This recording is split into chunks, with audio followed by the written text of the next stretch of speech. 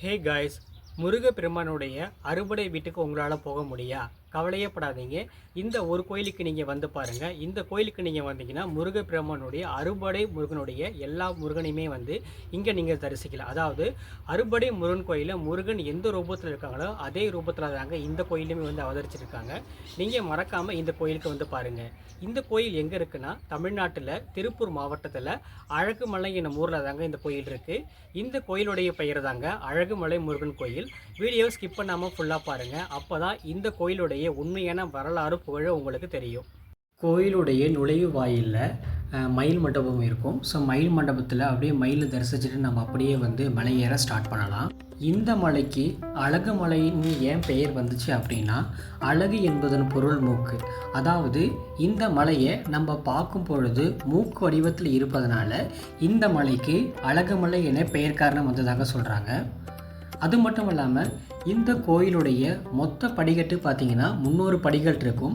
அதாவது இந்த அழகுமலை முருகன் கோயில் ஒரு சிறிய குன்றின் மேலே தாங்க வந்து காணப்படுது. ஸோ நம்ம கோயில் என்ட்ரன்ஸ் நம்ம போகும்போது இடதுபுறம் வந்து பார்த்திங்கன்னா உங்களுக்கு பால விநாயகர் கோயில் வந்து இருக்கும். அப்படியே பால விநாயகரில் நம்ம வந்து விநாயகரை வந்து தரிசிச்சுட்டு மறுபடியும் நம்ம வந்து மலை ஏற வந்து ஸ்டார்ட் பண்ணலாம். இந்த கோயிலுடைய உண்மையான பெயர் தாங்க முத்துக்குமாரசாமி பால தண்டாயுதபாணி கோயில். அதாவது இந்த கோயிலில் பழனியில் எப்படி முருகப்பெருமான் ஆண்டி கோலத்தில் காட்சியளிக்கிறாரோ அதே மாதிரி தாங்க இந்த கோயிலுமே வந்து காணப்படுது. அது மட்டும் இல்லாமல் இந்த கோயிலில் அறுபடை வீடுகளுடைய முருகப்பெருமானுடைய சிலைகள் வந்து இருக்குது. அதாவது இப்போ திருப்பரங்குன்றத்தில் முருகன் எந்த ரூபத்தில் காட்சி அளிக்கிறாரோ அதே ரூபத்தில் தாங்க முருகப்பெருமானுடைய இந்த கோயிலுமே வந்து முருகப்பெருமான் வந்து காட்சி அளிக்கிறாரு. இங்கே 7வது படை வீடாக இந்த அழகுமலை முருகன் கோயிலும் சொல்கிறாங்க. நீங்கள் ஒரே இடத்துல நின்றுட்டு நீங்கள் அறுபடை முருகப்பெருமானையுமே வந்து நீங்கள் தரிசிக்கலாம். ரொம்பவுமே வந்து இன்ட்ரெஸ்டிங்கான கோயில் தாங்க இந்த அழகுமலை முருகன் கோயில். சுற்றியில் வந்து பார்த்திங்கன்னா காடுகளுக்கு இடைப்பட்ட பகுதியில் தாங்க இந்த அழகுமலை முருகன் கோயில் வந்து காணப்படுது. இதுதாங்க முருகப்பெருமானுடைய அறுபடை முருகன். இதற்கு ஆப்போசிட்டில் வந்து நமக்கு நவகிரகம் இருக்கும். நீங்கள் இந்த மண்டபத்திலிருந்து ஒரே நேரத்தில் அறுபடை முருகனை தரிசிக்கலாம். இதுதான் திருச்செந்தூர் முருகன். இது சண்முகநாதர். இது சுவாமிமலை, திருத்தணி, பழமுதிர்ச்சோலை,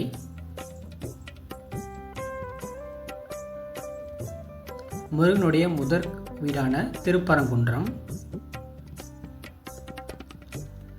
இந்த கோயிலுடைய உண்மையான வரலாறு என்னன்னு பார்த்தீங்கன்னா, திருக்கையிலாயத்தில் முருகன் வந்து விளையாடி கொண்டிருக்கிறாரு. அப்படி விளையாடும் பொழுது கங்காதேவி மற்றும் பார்வதி தேவி முருகனை வந்து அழைச்சிட்டு போகிறாங்க. இதனுடைய இடதுபுறத்தில் இடும்பன் சன்னதி வந்து காணப்படும். ஸோ இடுமனையும் நீங்கள் வணங்கிட்டு நீங்கள் வந்து மேலே போகலாம். அது மட்டும் இல்லாமல் முருகப்பெருமான் இந்த கோயிலில் பாலனாக வந்து காட்சியளிக்கிறாரு.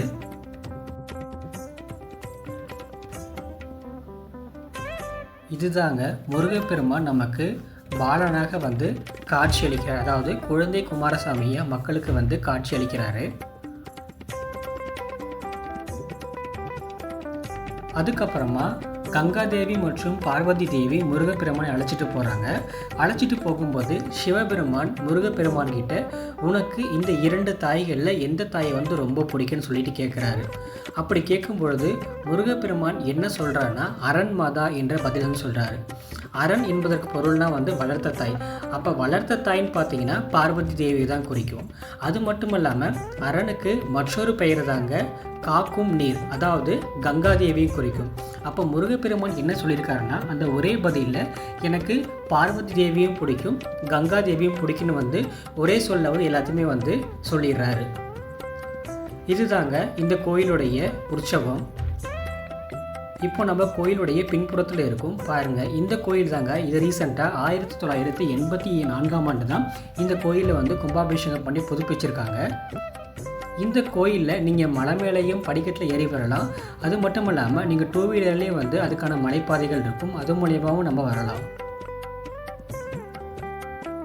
ரொம்பவுமே ஒரு இன்ட்ரெஸ்டிங்கான கோயில் தாங்க இந்த அழகுமலை முருகன் கோயில்.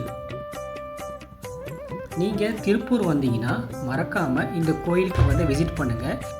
இந்த கோயிலுக்கு மக்கள் எதுக்காக வராங்கன்னா குழந்தையின்மை மற்றும் வியாபார விருத்திகள், அது மட்டும் இல்லாமல் தொழில் முன்னேற்றம் தொடங்குவதற்காக இங்கே உள்ள முருகப்பெருமானை தரிசிச்சுட்டு போயிடறாங்க. இதுதாங்க இதனுடைய வியூ பாயிண்ட். பாருங்கள் எப்படி இருக்குன்னு சொல்லிட்டு ஃபுல்லாகவே உங்களுக்கு இயற்கை செழிமிக்கதாங்க இருக்கும்.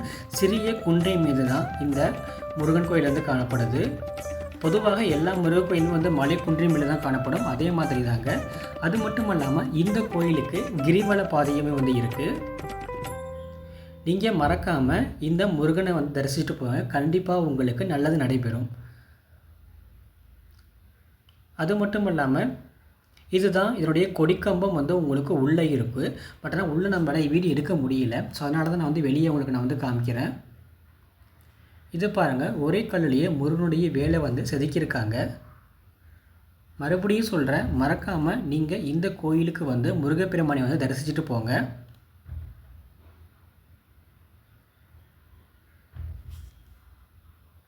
அது மட்டும் இல்லாமல் கோயில்களுக்கு வெளியே குழந்தைகளுக்கான சிறிய பூங்கா இருக்கும். மற்ற எந்த கோயிலும் இல்லாத அளவுக்கு இந்த கோயிலில் பூங்கா இருக்கும். உங்களுக்கு இந்த வீடியோ பிடிச்சா மறக்காமல் சேனல் லைக் பண்ணிக்கோங்க, ஷேர் பண்ணிக்கோங்க.